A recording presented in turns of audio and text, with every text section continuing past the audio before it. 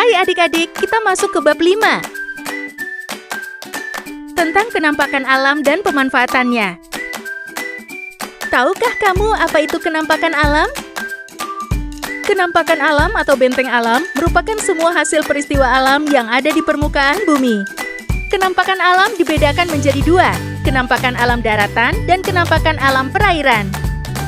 Satu, kenampakan alam daratan. Gunung adalah permukaan bumi yang menjulang tinggi dengan ketinggian lebih dari 1000 meter di atas permukaan laut. Berikut pemanfaatan potensi alam yang ada di gunung. Hasil hutan seperti kayu dimanfaatkan sebagai bahan baku mebel. Hasil contoh non-kayu seperti madu diolah sebagai bahan obat-obatan. Sumber mata air dimanfaatkan sebagai sumber air minum dan sumber air bersih untuk kegiatan masyarakat. Sumber barang tambang seperti belerang yang diolah menjadi bahan obat-obatan. Sarana rekreasi untuk kegiatan pendakian dan perkemahan. Selanjutnya kita masuk ke materi dataran tinggi. Dataran tinggi memiliki ketinggian lebih dari 600 meter di atas permukaan laut. Dataran tinggi memiliki udara yang sejuk dan subur. Dataran tinggi dimanfaatkan untuk kegiatan berikut. Lahan perkebunan seperti kopi, teh, dan lain-lain. 2. Lahan pertanian sayuran seperti wortel, kentang, brokoli, dan kubis. Ketiga, lahan peternakan sapi perah yang menghasilkan susu.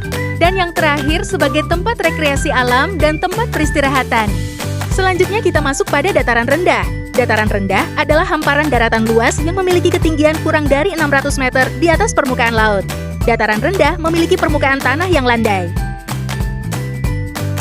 Kondisi geografis ini dimanfaatkan penduduk untuk berbagai kegiatan sebagai berikut. Seperti lahan perkebunan tebu, lahan pertanian padi, lahan peternakan seperti unggas, dan area perindustrian.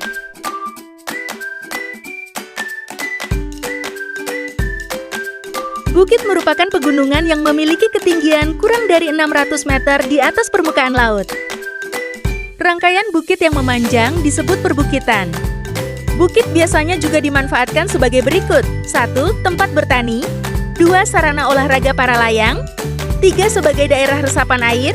4. Sebagai objek wisata.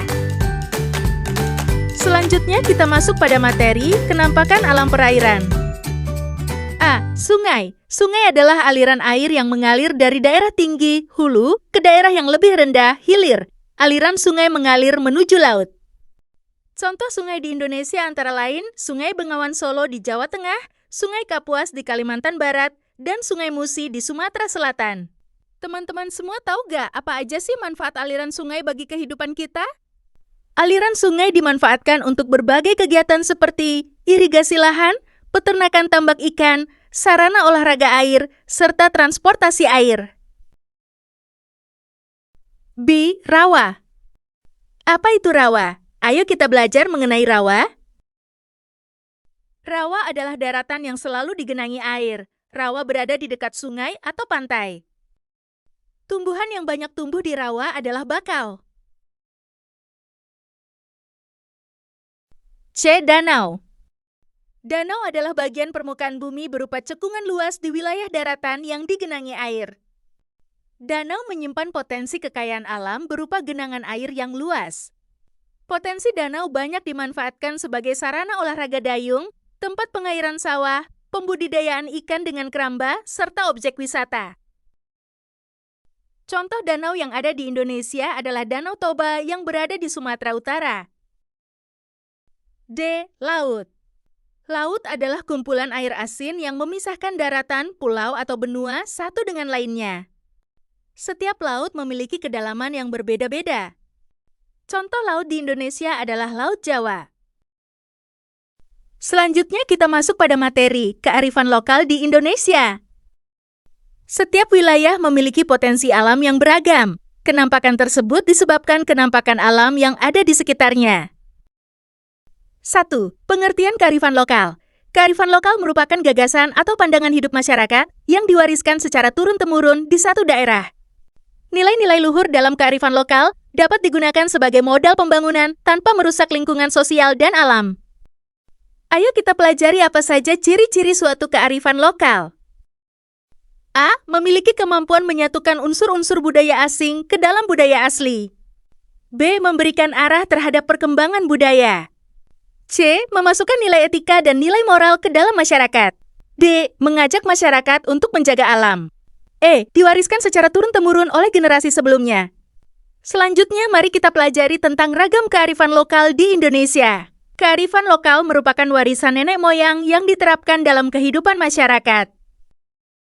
Batik merupakan wujud kearifan lokal pada seni tekstil di Indonesia.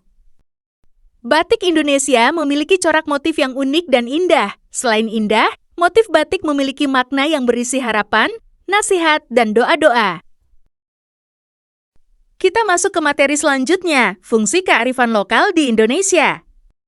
A. Melestarikan sumber daya alam. B. Mengembangkan kebudayaan dan ilmu pengetahuan kepada generasi selanjutnya. C. Sebagai petuah, berisi kepercayaan yang harus ditaati oleh masyarakat. D. Melestarikan akhlak dan budi pekerti yang diwujudkan dalam upacara adat. Dan yang terakhir, E. Mengembangkan dan meningkatkan kualitas sumber daya manusia.